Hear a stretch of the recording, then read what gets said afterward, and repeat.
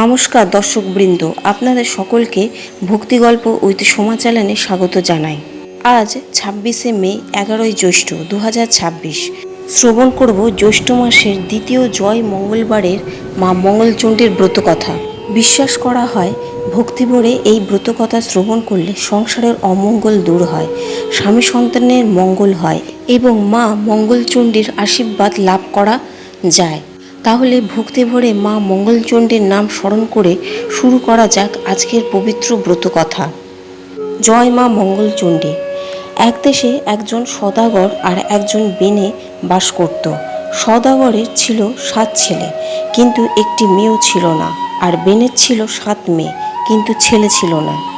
একদিন মা মঙ্গলচণ্ডী বৃদ্ধা ব্রাহ্মণের বেশ ধরে পৃথিবীতে এলেন। প্রথমে তিনি গেলেন বেনের বাড়িতে, গিয়ে বললেন, ও মা, 2টি ভিক্ষা দাও গো। বেনে বউ ভক্তি ভরে ভিক্ষা এনে দিলেন। তখন ব্রাহ্মণী জিজ্ঞাসা করলেন, তোমার কটি ছেলে আর কটি মেয়ে মা? বেনে বউ দুঃখ করে বললেন, আমার 7টি মেয়ে, কিন্তু একটি ছেলেও নেই। একথা শুনে ব্রাহ্মণী বললেন, আমি ছেলে 8 কুড়ির মুখ দেখি না, তাদের ভিক্ষাও গ্রহণ করি না। একথা শুনে বেনে বউ কাঁদতে কাঁদতে তার পায়ে পড়লেন। তখন দয়াময়ী মা মঙ্গলচণ্ডী একটি ফুল দিয়ে বলেন, এই ফুল ধুয়ে জল খেলে তোমার একটি ছেলে হবে, তার নাম রাখবে জয়দেব। এরপর মা গেলেন সদাগরের বাড়ি, সেখানেও একইভাবে ভিক্ষা চাইলেন। সদাগরের স্ত্রী সোনার থালায় ভিক্ষা সাজিয়ে আনলেন। মা তাকেও জিজ্ঞাসা করলেন, তোমার ছেলে মেয়ে কটি? তিনি বললেন, আমার 7টি ছেলে, কিন্তু একটি মেয়েও নেই। তখন মা বলেন, এই ফুলটি ধুয়ে জল খেও, তোমার একটি মেয়ে হবে, তার নাম রাখবে জয়াবতী। এই বলে মা মঙ্গলচণ্ডী অন্তর্ধান করলেন। কিছুদিন পরে বেনের ঘরে জন্ম নিল এক পুত্র সন্তান জয়দেব, আর সদাগরের ঘরে জন্ম নিল এক কন্যা সন্তান জয়াবতী। দিন যেতে লাগলো। জয়াবতী ছোটবেলা থেকেই মা মঙ্গলচণ্ডীর ভক্ত ছিল। মেয়ে প্রতি মঙ্গলবার ব্রত করত, ফুল তুলত আর মায়ের কথা শুনত।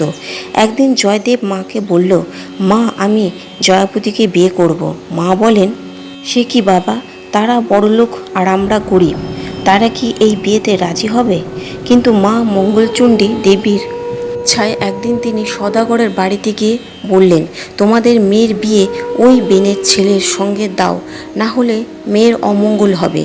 ভয় ও ভক্তিতে সদাগর সেই বিয়েতে সম্মতি দিলেন। ধুমধাম করে জয়দেব ও জয়াবতীর বিয়ে হলো। সোনা দানা গয়না দিয়ে কনেকে বিদায় করা হলো। পথে যেতে যেতে জয়াবতী মনে মনে মা মঙ্গলচণ্ডীর ব্রতকথা স্মরণ করছিল। জয়দেব জিজ্ঞাসা করল, তুমি কি বিড়বিড় করছো? জয়াবতী বলল, আজ মঙ্গলবার, মা মঙ্গলচণ্ডীর ব্রত স্মরণ করছি। জয়দেব আবার জিজ্ঞাসা করল, এই ব্রত করলে কি হয়?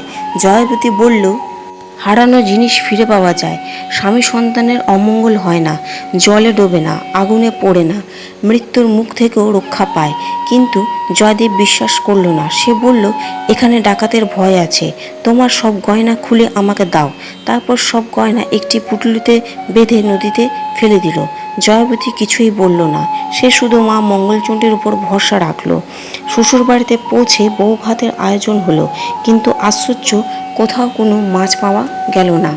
অনেক কষ্টে একটি বিশাল রাঘব বোয়াল মাছ পাওয়া গেল। কেউ সেই মাছ কাটতে পারছিল না। তখন জয়দেব বলল, জয়াবতী মাছ কাটবে।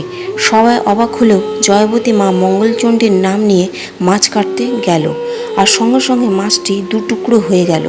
মাছের পেট থেকে বেরিয়ে এলো সেই গয়নার পুঁটুলি। সবাই বিস্ময় হতবাক হয়ে গেল।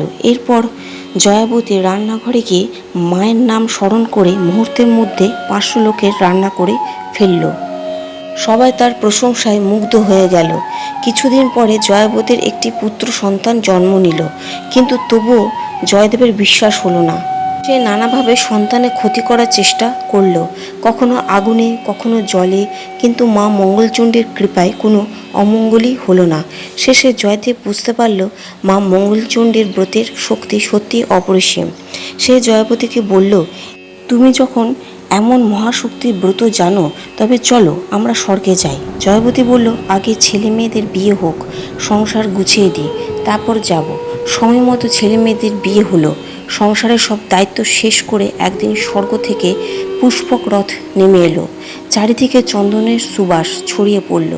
জয়দেব ও জয়াবতী সকলকে জয় মঙ্গলবারের ব্রত পালন করতে বলে স্বর্গে গমন করলেন। সেই থেকেই পৃথিবীতে প্রচারিত হলো মা মঙ্গলচণ্ডীর জয় মঙ্গলবারের ব্রত।